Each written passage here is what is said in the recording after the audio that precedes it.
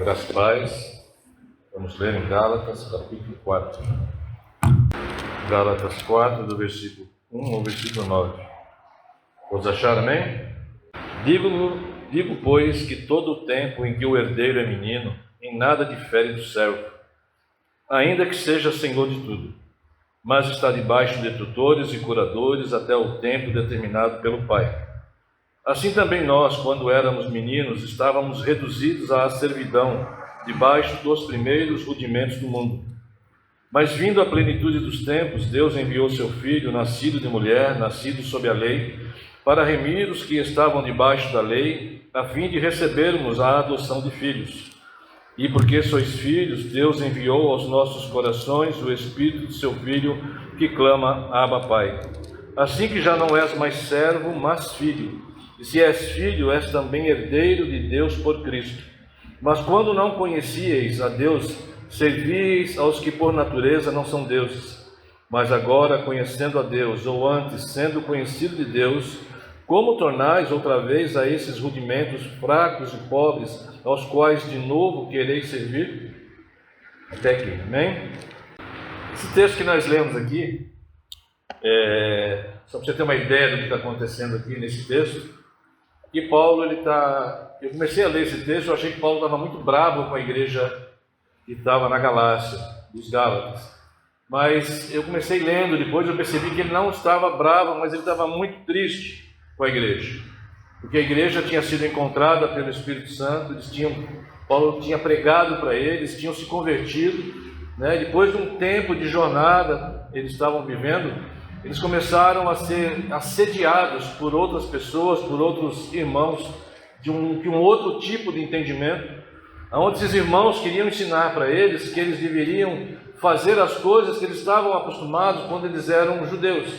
Eles deviam guardar o sábado, eles deviam se abster de diversas comidas, eles deviam guardar os dias e as festas, eles deviam fazer um monte de coisa que Deus tinha libertado eles de fazerem isso quando eles conheceram Jesus. Então Paulo aqui, nesse capítulo que eu li com vocês, ele está muito chateado com isso que está acontecendo. Ele não se conforma. Como é que eles... Tem um texto mais para frente que fala assim: não me conformo, que é que vocês podem, tendo começado no Espírito, vocês tendo conhecido a verdade, como é que vocês estão se deixando enganar? Então você percebe que é possível uma pessoa conhecer Jesus, uma pessoa ser salva em Jesus Cristo, mas ela ser assediada pelas forças espirituais através de outras pessoas que vão ensinar coisas que não são de Deus, coisas que não fazem parte da caminhada com Jesus, e elas podem ser enganadas, elas podem ser desviadas, elas podem encontrar a perdição simplesmente porque elas estão dando ouvidos para as pessoas que estão ensinando para elas coisas que elas não deveriam fazer. Então Paulo está muito chateado porque ele falou para eles assim: vocês foram libertos disso tudo. Como é que vocês estão voltando a fazer esse tipo de coisa? Como é que vocês estão voltando à servidão? Como é que vocês estão voltando a fazer esses tipos de compromissos com deuses que nem deuses de verdade são? Paulo está indignado. Paulo fala para eles assim: eu sofri dores de parto por causa de vocês. Eu sofri muito por causa de vocês. Eu não me conformo. Será que eu corri em vão por causa de vocês? Será que eu perdi meu tempo por causa de vocês? E Paulo está muito... Eu pensei que ele estava muito bravo, mas ele está muito triste. Que ele fala para eles assim: vocês não me devem nada, vocês não devem nada para mim, porque eu também era que nem vocês, mas eu gostaria que vocês tivessem entendimento do que está acontecendo. E Paulo começa a falar com eles aqui nesse capítulo 4 que nós lemos. Paulo fala assim que uma criança, ela pode ser herdeira de muitas coisas, como se ele dissesse assim: vocês, ou nós que estamos aqui, nós somos herdeiros de muitas promessas do Senhor Jesus, promessas que estão nas regiões celestiais, para que a gente tome posse dessas promessas. Mas ele fala assim: mas quando a pessoa se comporta como menino, a pessoa não consegue receber isso que ela tem direito de receber. Ele fala assim: o herdeiro, quando ele é menino, ele não é diferente de um escravo. Ele tem direito a tantas coisas, mas ele não tem as coisas na mão dele, porque ele não tem entendimento do que ele está fazendo. Então o que Paulo está dizendo aqui é que a pessoa ela pode estar próxima de receber uma bênção do Senhor, que já está preparada para ela nas regiões celestiais. Que bênção que é essa? É você viver a vontade de Deus na sua vida. Porque quando você está vivendo a vontade de Deus na sua vida, nem o diabo pode se levantar contra você. Porque é Deus que ordenou na sua vida que você passe por aquilo, que você tenha propriedade daquilo, que você viva aquela experiência, que aquelas coisas que estão te assediando, aquelas coisas que estão te atacando, aqueles problemas que você está vivendo, eles serão obrigados, porque Deus está mandando que eles saiam da sua presença, porque você está vivendo a vontade de Deus na sua vida. Só que ele diz assim, quando a pessoa não tem entendimento, ela, apesar dela ter direito, ela continua vivendo como escravo. E o escravo não tem vontade própria, o escravo ele vive de acordo com a vontade do seu Senhor. E ele fala aqui que o Senhor deles não passa dos deuses desse tempo que eles estão vivendo. E na verdade Paulo fala assim, eles nem são deuses. Paulo está se referindo aos demônios que dominam a mente das pessoas, apesar de serem salvas em Cristo Jesus, elas começam a dar lugar para que o inimigo consiga trazer mensagens na mente dela. Paulo fala sobre isso nesse capítulo, no capítulo 4 da carta aos Gálatas. Vamos ler o primeiro versículo? Gálatas 4 diz assim, ó, digo, pois, que em todo tempo em que o herdeiro é menino, em nada difere do servo, ainda que seja senhor de tudo.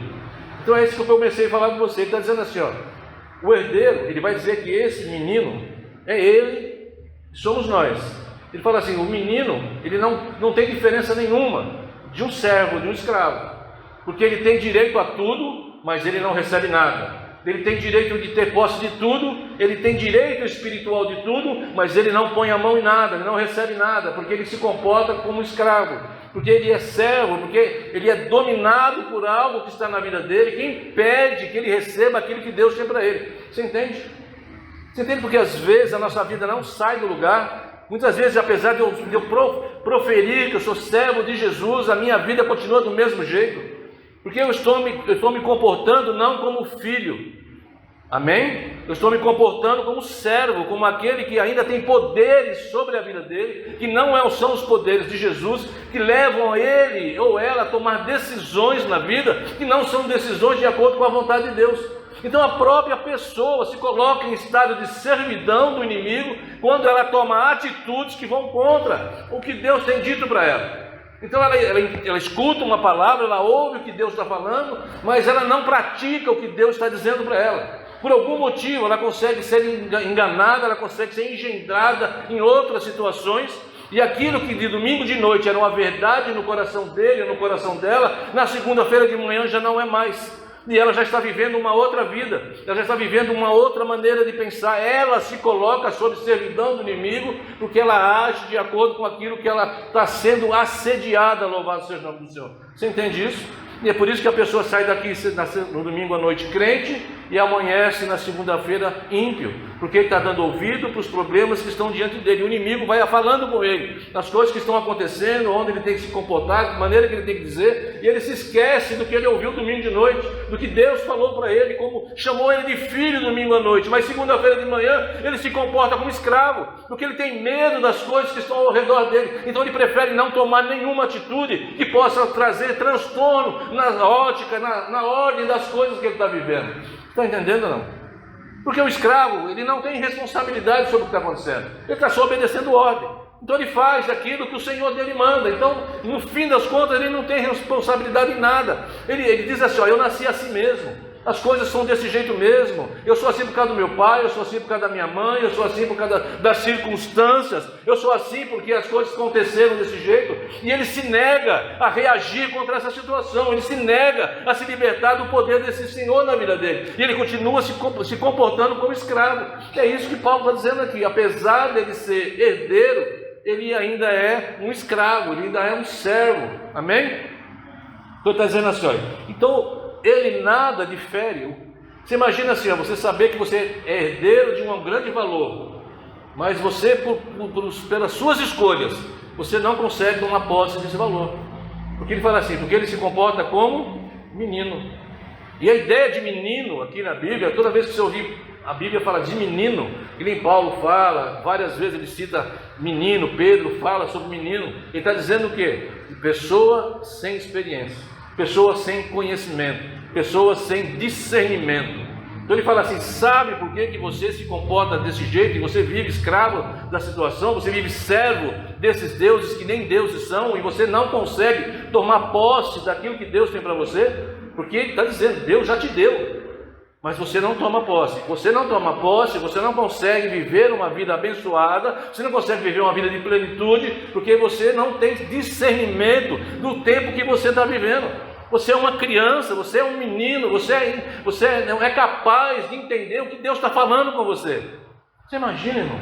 Você imagina você estar numa situação onde você tem tudo para você, todas as sortes de bênçãos espirituais nas regiões celestiais em Cristo Jesus. Mas eu ainda vivo mendigando pão e vivo passando necessidade, vivo tendo uma vida de miséria, porque eu não consigo compreender as coisas espirituais que Deus tem para mim.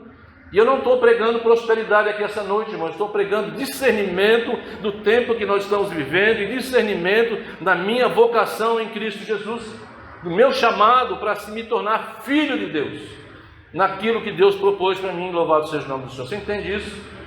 A prosperidade é uma consequência. Deus não nos chamou para sermos pobres, irmão. Deus não nos chamou para passarmos necessidade. Nós podemos eventualmente passar necessidade e temos falta de muita coisa, mas Deus não nos chamou para isso. Deus nos chamou para termos uma vida e vida em abundância. Você já ouviu falar nisso? Mas a pessoa consegue abrir mão disso tudo. Amém? Está entendendo o que eu estou falando? Versículo 2.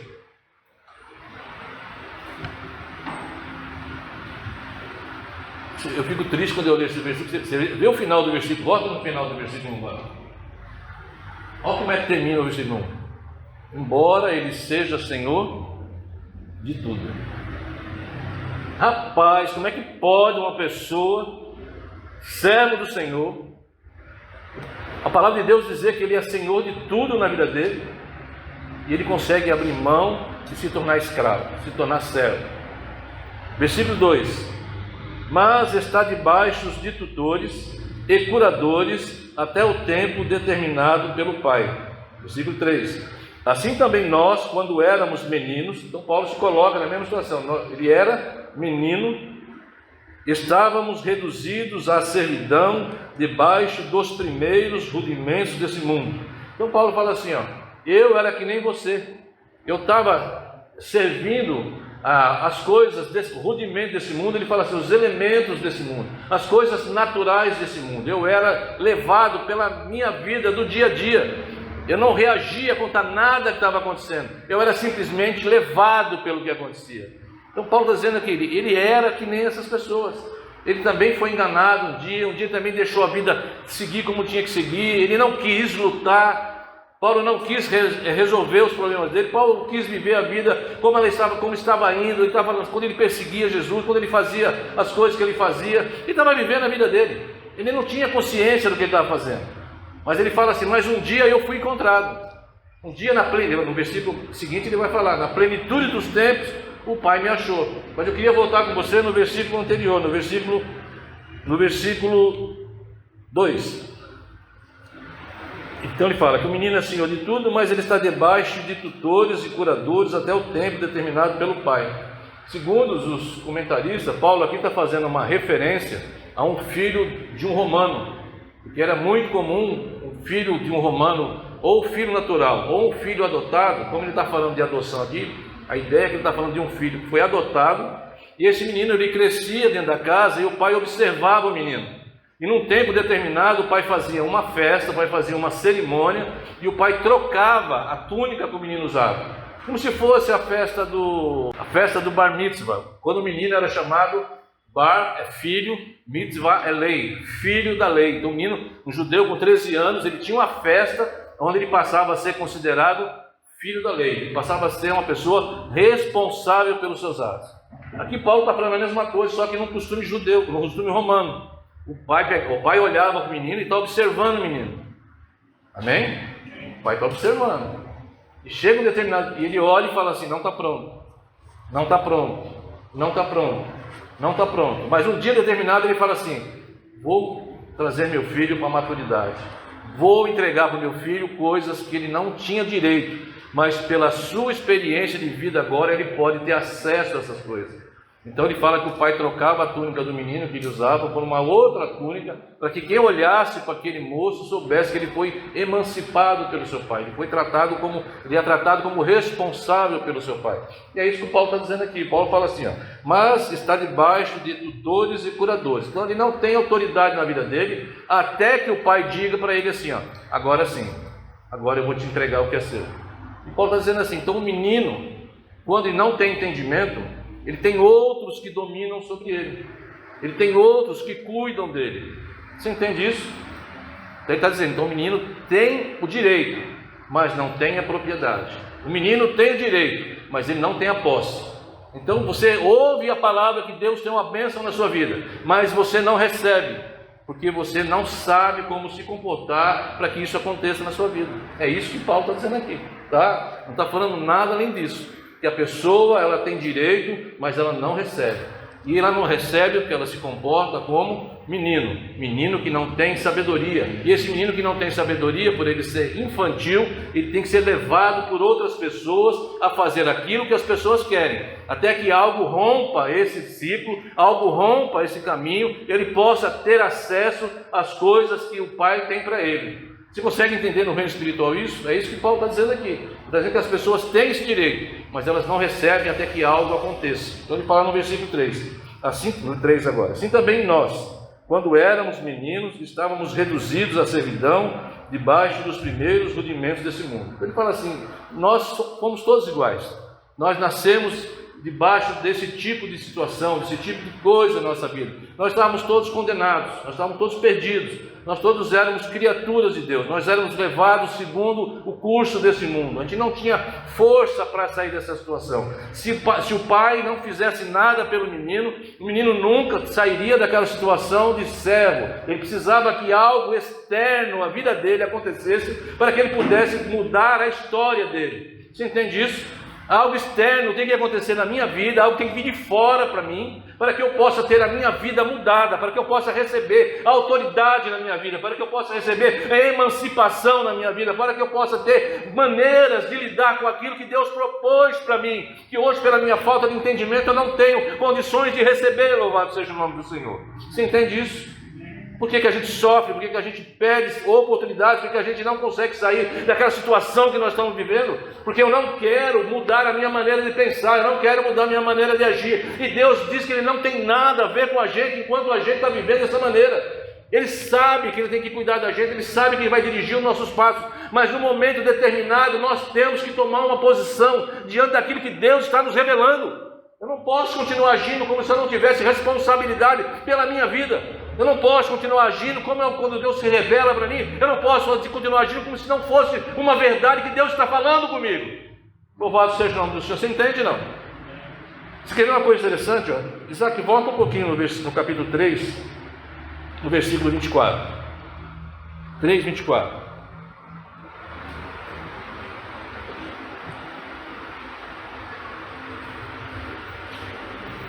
Olha o que Paulo fala. Paulo fala assim, você, falando para os Gálatas, né? Não para você, para os Gálatas. Você não estava perdido. Você achava que estava perdido. Mas Deus, quando ele fala assim, vou ler o versículo. De maneira que a lei nos serviu de aio para nos conduzir a Cristo, para que pela fé fôssemos justificados. Então Paulo está dizendo assim, como é que uma pessoa vivia pela lei? Ela vivia tentando e falhando, tentando e falhando, tentando e falhando, porque a palavra de Deus fala assim, ninguém consegue viver pela lei, ninguém consegue viver pelas obras, ninguém consegue se colocar diante de Deus e ser justificados pelas suas obras. Paulo está dizendo assim, ninguém pode dizer para Deus, eu sou santo o suficiente pela vida que eu vivo e eu não preciso que o Senhor faça nada em meu favor. Paulo está dizendo assim, ninguém consegue dizer isso para Deus. A minha vida é de tal maneira perfeita que eu não devo nada para o Senhor. Então Paulo diz assim, todos nós nascemos em pecado, todos nós somos pecadores, não há um justo, nem um justo sequer. Paulo fala isso. Então todo mundo que vivia debaixo da lei, a lei servia para uma coisa para as pessoas. Sabe quando você falha, quando você tenta e não consegue, quando você se esforça e as coisas não acontecem como você achou que deveria acontecer, você está vivendo debaixo da lei. E você está vivendo uma situação comum para aqueles homens daquele tempo, que era da tentativa e erro, e da tentativa de ser agradável a Deus, de poder exigir de Deus algo que ele tinha conseguido através dos seus méritos. Então as pessoas viviam através da sua força, tentando através dos seus méritos conseguir que Deus fosse agradável, a presença deles fosse agradável a Deus. E muito crente hoje em dia vive desse jeito. Ele acha que por ele muito vir na igreja, porque ele muito ofertar na casa do Senhor, porque ele muito orar, ele muito jejuar, ele muito ser legal, ele acha que tudo isso é suficiente, as coisas que ele faz, para ser agradável a Deus. E você vai ler, nós já lemos aqui, eu vou chegar nesse texto daqui a pouco, e Paulo fala assim que você não é bom só você conhecer a Deus, mas é bom você ser conhecido por Deus. Então Paulo está dizendo assim, existe gente que faz muita coisa, mas Deus não reconhece nenhuma delas. Jesus vai dizer isso, as pessoas disseram para ele assim, Senhor, nas suas praças nós pregamos, nas suas praças nós expulsamos demônio, nas suas praças nós fizemos milagre, e Jesus vai dizer para eles assim, afastai-vos de mim que eu não vos conheço. Então, olha a importância de você ser conhecido por Deus. Então, Paulo está dizendo aqui nesse versículo que a lei, a palavra aio aí, seria uma pessoa que pega um menino pela mão e leva ele até um determinado fim específico. É como se o pai dissesse assim, o Betinho falasse para mim assim, pai, pega a Sofia na saída da escola e leva ela até em casa. Então, eu sou aio dela para pegar ela até a escola e levar ela até em casa. Então, Paulo está dizendo assim, a lei, as tentativas, olha que bonitinho, irmão. As suas tentativas e falhas, as suas tentativas e erros, que te deixam tão tristes e cansados, e você fica desesperado porque a sua vida não é do jeito que você queria, elas estão acontecendo desta maneira na sua vida para que Deus possa se revelar para você. Oh, aleluia! Para que você possa, no meio de tanto sofrimento, você compreender que você não consegue sozinho, e você não tem forças para isso, e você precisa que alguém te ajude, que você precisa que alguém te dê uma mão, que alguém te leve até aquele que tem todo o poder para mudar a sua história. É isso que Paulo está falando. A lei serviu de condutor para que eu, que estava perdido nas minhas tentativas e fracassos, no meu sofrimento e nas minhas dores, eu conseguisse encontrar dentro de mim, e eu pudesse dizer assim, eu realmente não consigo. Eu preciso que alguém me ajude, eu preciso que alguém me ensine, que alguém me fale como é que eu saio desse tipo de vida que eu estou vivendo. É como se eu dissesse assim, eu não nasci para ser assim, não é possível que eu nasci para viver desse jeito, não é possível que eu nasci para sofrer desse jeito. E a palavra está dizendo assim, realmente você não nasceu para ser assim, mas esse sofrimento e essa sua dor tem que te apontar para algum lugar. Ela tem que te mostrar para você alguma coisa, ela tem que mostrar que você não consegue, e ela tem que te apontar para Cristo, para aquele que tem poder para resolver a sua vida e mudar a sua história, e te dar uma nova oportunidade. É para isso que serve a sua tentativa e erro, é para isso que serve o seu sofrimento, a sua dor, para que você compreenda que você não consegue, e você precisa de alguém. Louvado seja o nome do Senhor. Entendeu? Paulo é danado, né? Um versículozinho, ele fala esse tanto de coisa para a gente. Porque ele sabia, ele passou por isso. Ele sabia que ele tentou, quantas vezes ele tentou fazer as coisas certas. E você não consegue. Porque Paulo fala assim, no capítulo 7 de Romanos, eu tenho dentro de mim algo que luta comigo, com a minha mente. Eu tento fazer o que é certo, e quando eu vejo, eu já fiz o que era errado. Dentro de mim eu sei que eu tenho que fazer o que é certo, mas quando eu vejo, eu já fiz errado. Você já passou por isso? Isso se chama pecado dentro de nós. Chama-se poder do pecado dentro de nós. Paulo fala assim, o meu homem interior, ele está contaminado. Eu, como pessoa, estou contaminado.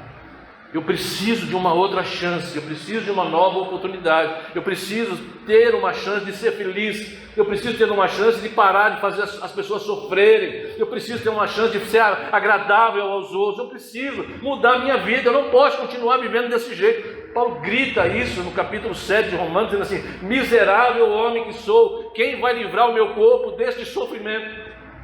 Você já leu isso? Se não leu, lê lá. Aí ele fala, ele entra no capítulo 8 de Romanos dizendo assim, graças a Deus, pelo seu Espírito Santo, nenhuma condenação há para aqueles que estão em Cristo Jesus. Paulo fala assim, eu resolvi o meu problema, Mas esse pessoal aqui não resolveu ainda. E eles estão seguindo a vida deles em tentativa e erro. Tentativa e erro. Paulo falou assim, esse tipo de vida tem que te apontar para algum lugar. Você tem que parar para pensar, por que está assim a sua vida? Deixa de ser menino. Comece a conjecturar o que está acontecendo, por que as coisas estão desse jeito, por que a situação está desse jeito na sua vida, porque parece que tudo dá errado, parece que você não é feliz, você queria tanto uma coisa, quando você conseguiu aquilo não te deu alegria, aí você queria outra coisa e aquilo não te deu alegria, você queria tanto aquilo e quando você conseguiu não te deu alegria, tem um vazio dentro de você e as coisas materiais que você está conseguindo, as honras que você está conseguindo aqui nesse mundo não estão satisfazendo o seu coração. Por que isso está acontecendo? Paulo está dizendo assim, que você está morto, você precisa de uma nova vida, você precisa de uma nova maneira de olhar para as coisas, você precisa de uma nova oportunidade. Então esse sofrimento tem que dizer alguma coisa para você.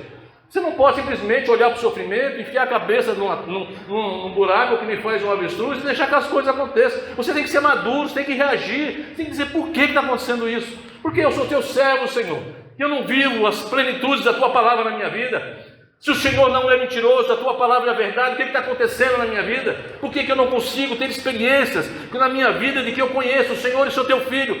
Porque mesmo quando eu estou passando necessidade, eu não tenho paz no meu coração. Quando eu tenho dinheiro, eu não tenho paz no meu coração. Quando eu vou dormir, eu não tenho paz no meu coração. Quando eu acordo, eu não tenho paz no meu coração. O que eu faço para poder viver com isso? E Paulo está dizendo que isso aí, filho, é um sintoma que você tem que olhar para Cristo. Você tem que olhar para o seu Salvador, para aquele que vai te dar uma nova chance, uma nova oportunidade. Foi para isso que Deus deixou essas atitudes. A lei foi dada não para a gente ser salvo por ela, para que o serviço de um espelho nos mostrasse como nós somos falhos e como nós precisamos do Senhor. Amém? Vocês estão aí? Não?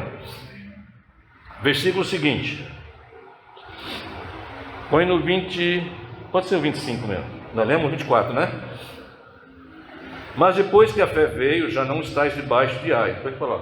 Você conheceu Jesus, você não precisa mais de ninguém para te guiar. Você não precisa mais de ninguém pegar na sua mão. Agora você é responsável. Você é responsável pela sua vida. Lembra a história de Adão? Lembra a história de Josué? Até aqui, Josué, você era simplesmente uma pessoa levada pelas circunstâncias. Agora que Moisés morreu, você se resolve, você vive a sua vida, você vive a sua história. Você não vai dizer para mais ninguém que você está assim porque as coisas aconteceram de um jeito que você não tinha controle. Esse tempo já passou. Agora você é responsável pela sua vida. Isso é atitude de adulto.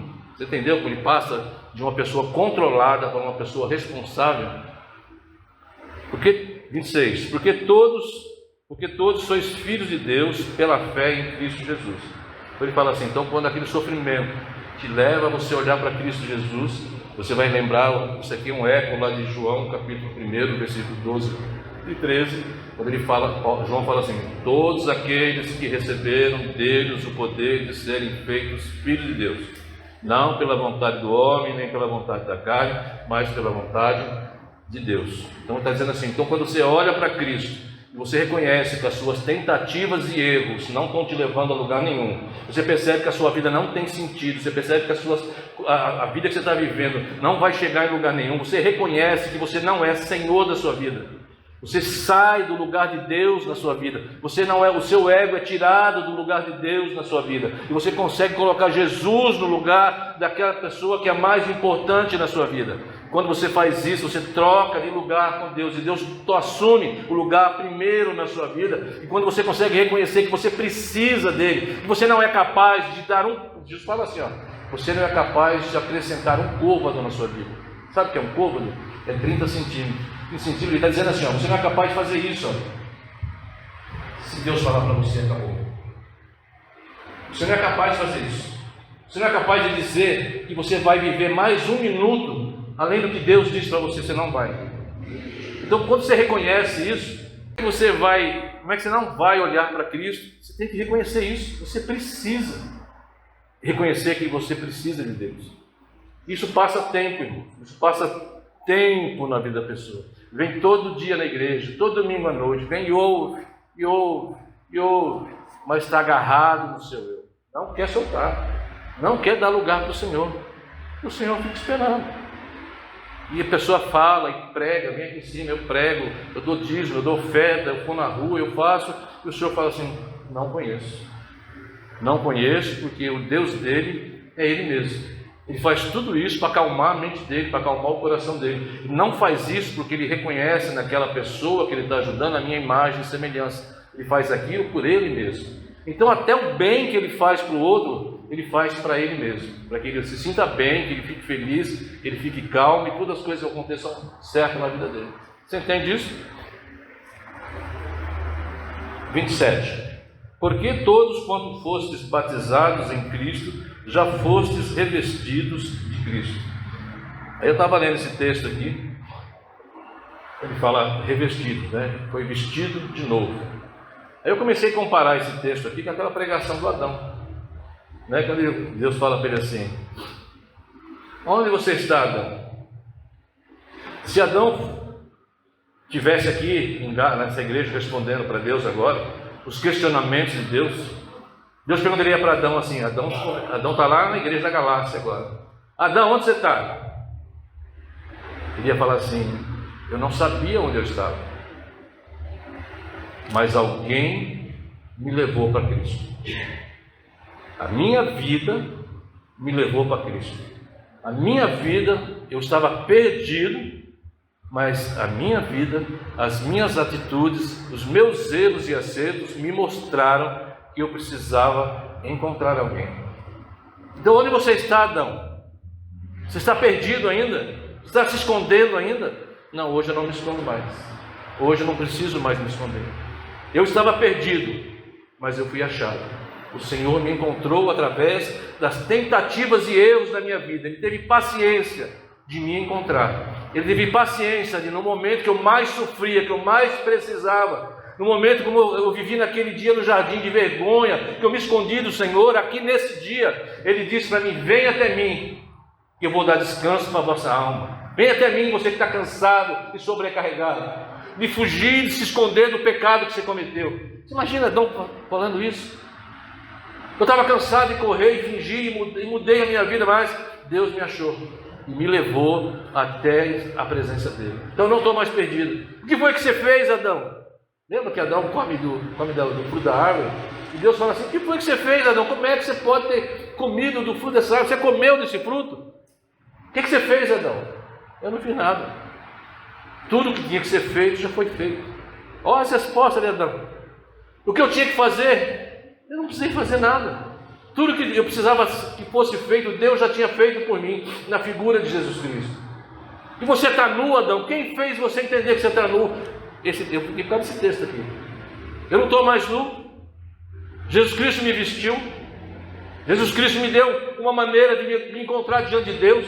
Então ele fala assim: ó, eu já não estou mais, tudo quanto fosse batizado, que junto vos revestisse de Cristo. Então eu já não estou mais nu diante de Deus, eu não tenho mais vergonha de quem eu sou, eu não tenho mais que me esconder de Deus, porque agora Jesus Cristo habita em mim, Jesus Cristo me deu novas roupas, Jesus Cristo me deu uma nova maneira de me comportar. Então quando Deus olha para mim, Ele vê as vestes de Jesus em mim, Ele vê Jesus Cristo na minha vida, e a minha vida já não é mais como era mesmo.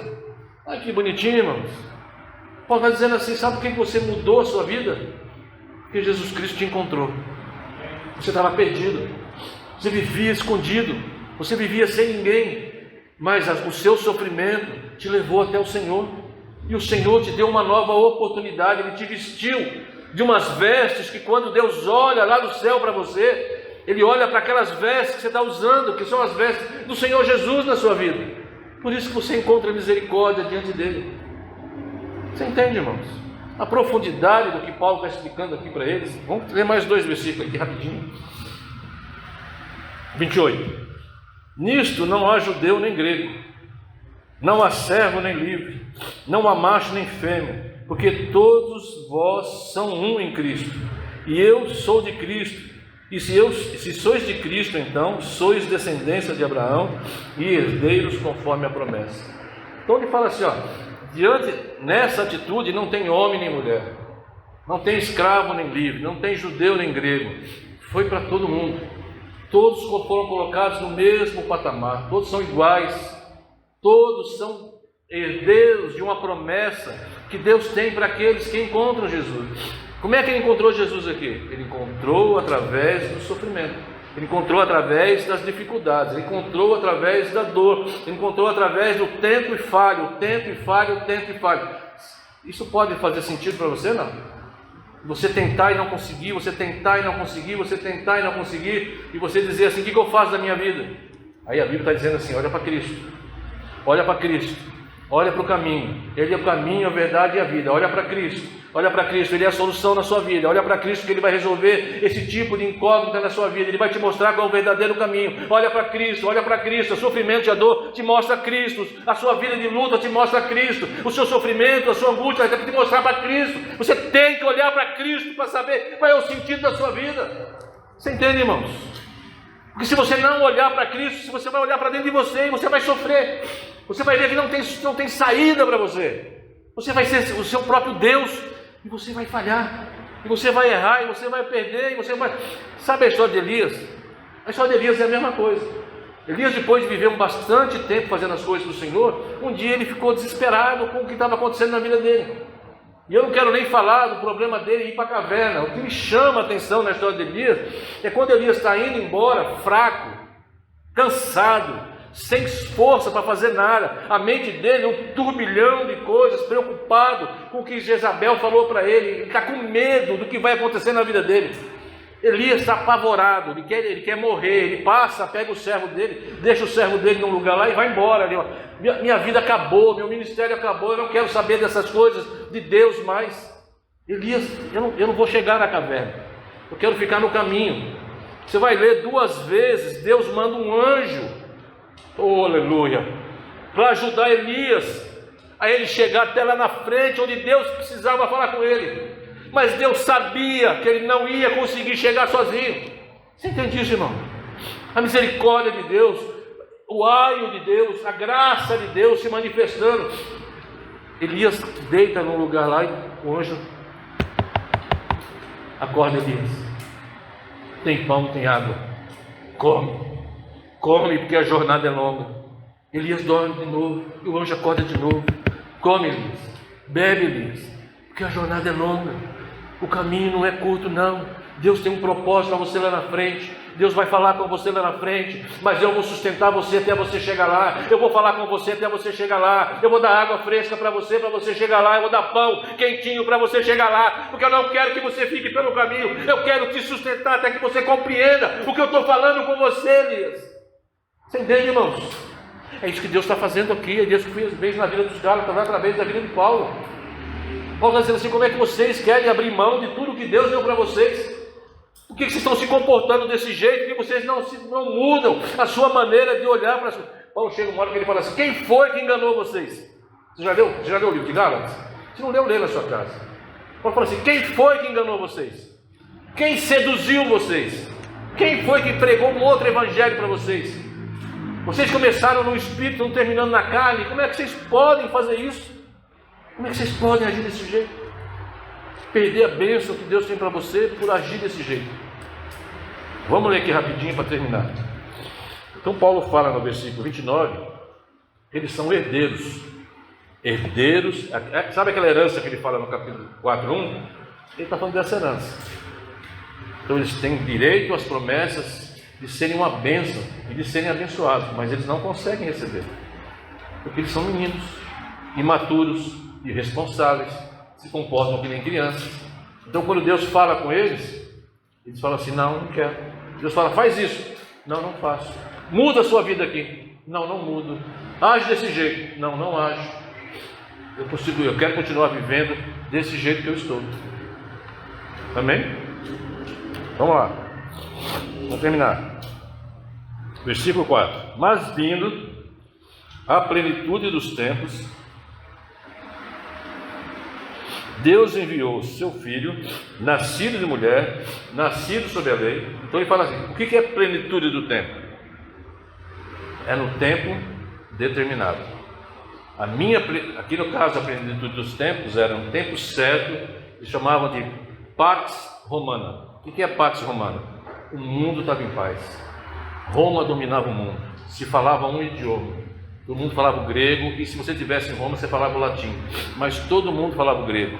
as estradas eram pavimentadas, você tinha paz em todo canto, ninguém tinha coragem de fazer nada errado, porque se fizesse sabia que ia para a cruz, ia ser crucificado. Então o mundo era chamado a Pax Romana, paz de Roma. Tinha acalmado o mundo. Então aqui o tempo certo para eles era o tempo onde as coisas estavam acontecendo da maneira que Deus queria. Porque nesse tempo o evangelho podia ser pregado para todos os lados, falando-se uma língua só, um idioma só, e não tinha perigo de ninguém matar ninguém no meio do caminho, porque a paz reinava lá. Mas e na vida dessas pessoas? Qual que era o tempo? Como é que ele fala aqui? Tempo, plenitude dos tempos. Qual que é a plenitude dos tempos? Para cada um é um dia, irmãos. Cada um é o dia que Deus preparou. Jesus falou para os judeus, e quando ele veio na plenitude dos tempos, eles perderam o dia da visitação. Você já leu isso?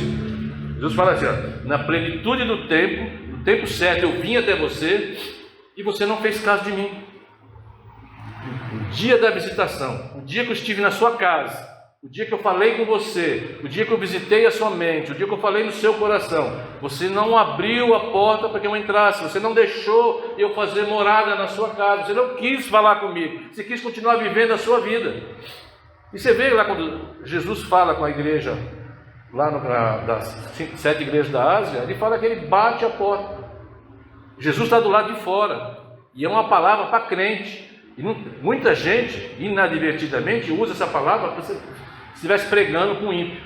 Ô, seu ímpio, eu estou aqui na porta, se você abrir a porta eu entro, e vou cear com você e você comigo. Mas essa palavra ele está falando para a igreja, ele está falando para crente. Eu estou do lado de fora da sua casa. E se você deixar eu entrar, eu vou cear com você e você comigo. E se você não deixar? Se você não deixar, eu fico lá de fora. Você entende?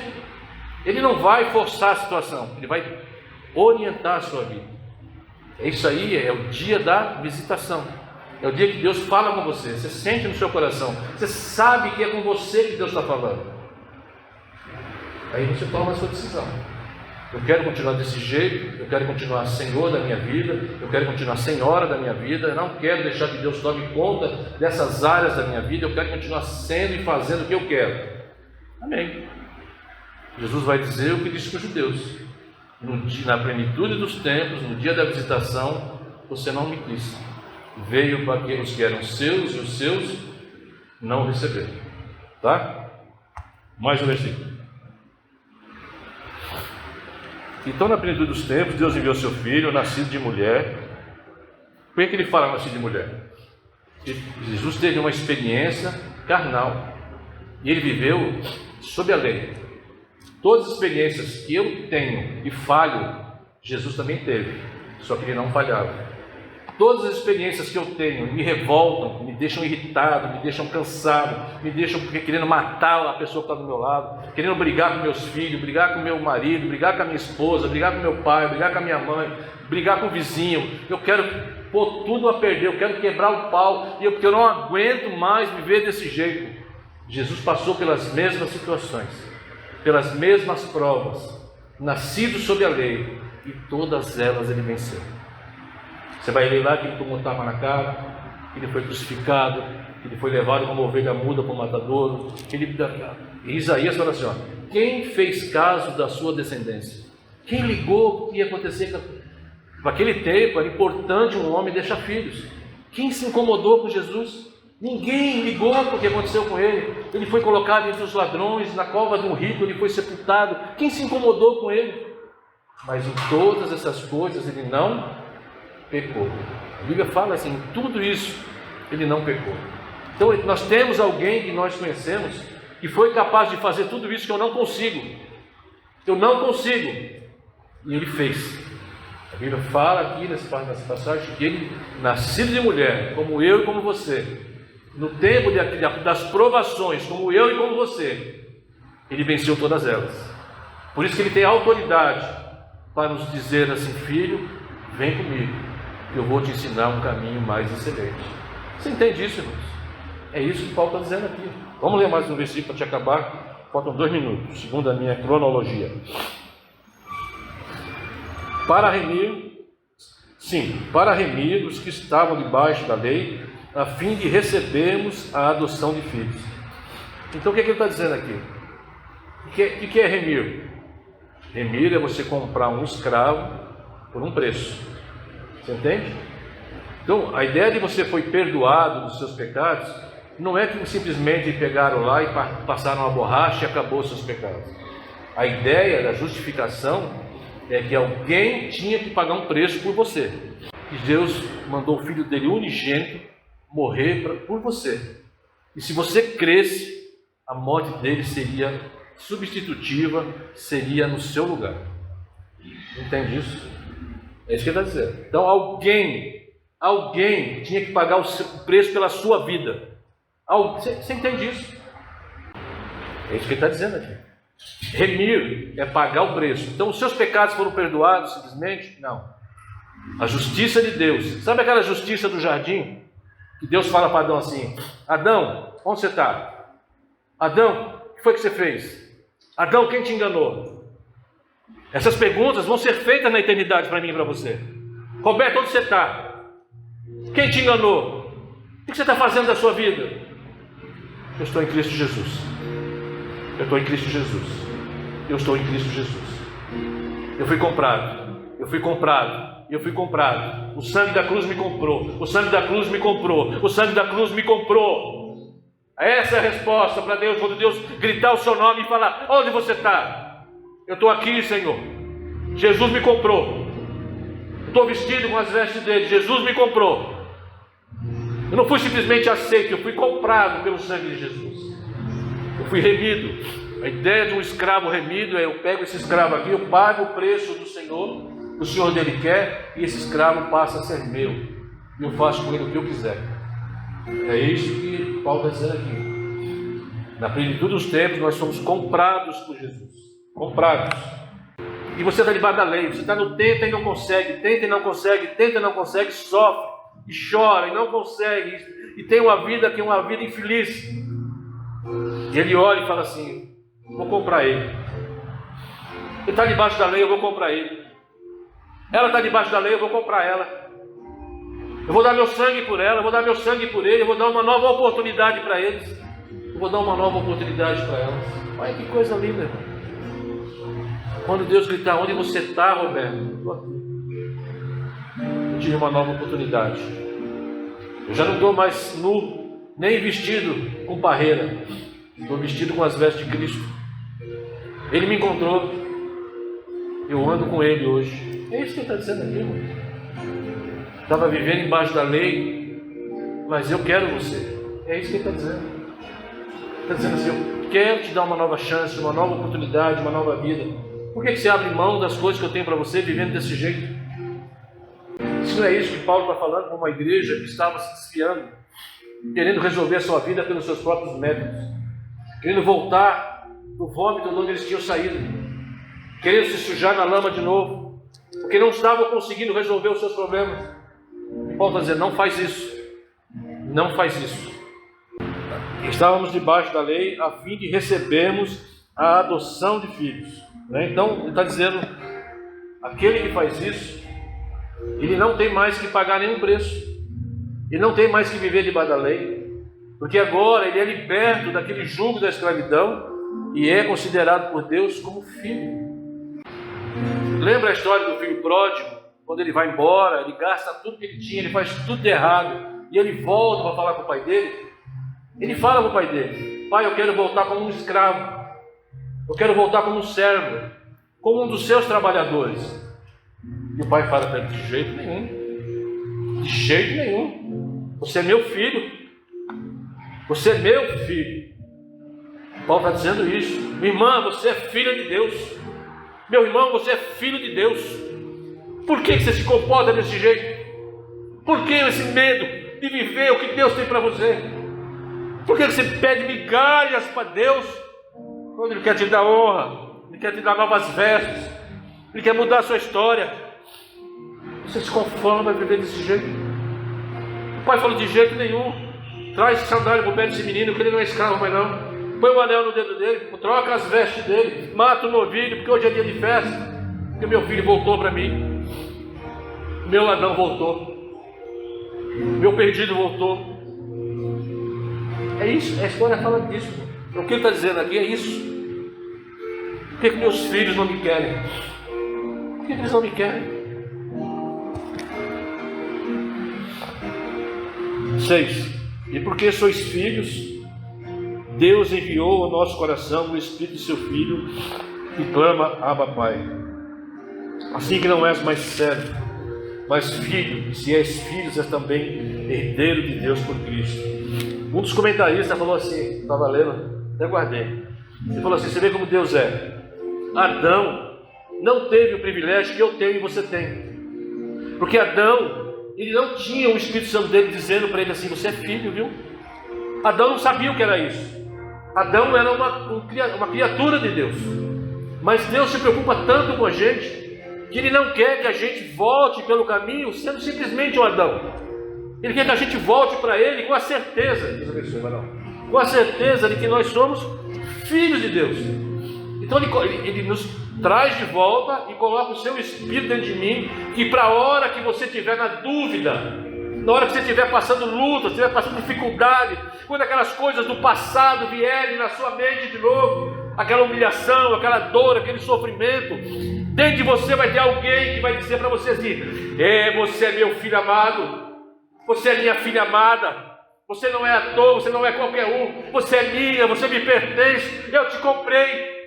Não esquecer que nós temos um Pai, nós temos alguém que olha por nós, alguém que cuida de nós, que não precisamos ter medo, que não precisamos ter dúvida de trocar tudo que está proposto para nós aqui nesse mundo, por ser herdeiros das promessas de Deus na nossa vida, que muitas vezes nós nem conhecemos ainda, mas já estão preparadas nas regiões celestiais em Cristo Jesus. Ele vai nos dirigir. É isso que ele está dizendo aqui. Como o Espírito Santo está dentro de nós, para nos dar certeza de que nós somos filhos. Você não é qualquer um, você é filho de Deus. O Paulo está muito preocupado com a igreja, porque eles estão esquecendo isso, que eles são filhos. 8. Mas quando não conhecias a Deus, serviam aos que por natureza não são Deus. Entendeu? O Espírito Santo está dentro de você para dizer assim: você é filho de Deus. Não volta mais. Não volta mais do que era antes. Eu vou terminar no versículo 9. Mas agora, conhecendo a Deus, ou antes, sendo conhecidos de Deus, como tornais outra vez a esses rudimentos fracos e pobres, ao quais de novo quereis servir? Está dizendo assim: depois que Cristo te encontrou, você é conhecido dele. Você não é aqueles que fizeram tantas coisas e o Senhor falou assim: não te conheço. Como o noivo falou para aquelas 5 virgens que estavam na porta batendo: deixa eu entrar, deixa eu entrar, deixa eu entrar. O noivo entrou e eu não vi, eu estava sem óleo na lâmpada, eu não consegui chegar a tempo. E o noivo abre a porta, olha para as moças e fala assim: não vos conheço, vocês não vão entrar na festa, porque eu não conheço vocês. Você imagina se ouvir isso? Ele está dizendo assim: mas vocês são conhecidos de Deus. Não se alegrem por vocês conhecerem a Deus, se alegrem por vocês serem conhecidos de Deus. Que Deus possa falar mais ao seu coração através do Espírito Santo. É isso que eu desejo essa noite.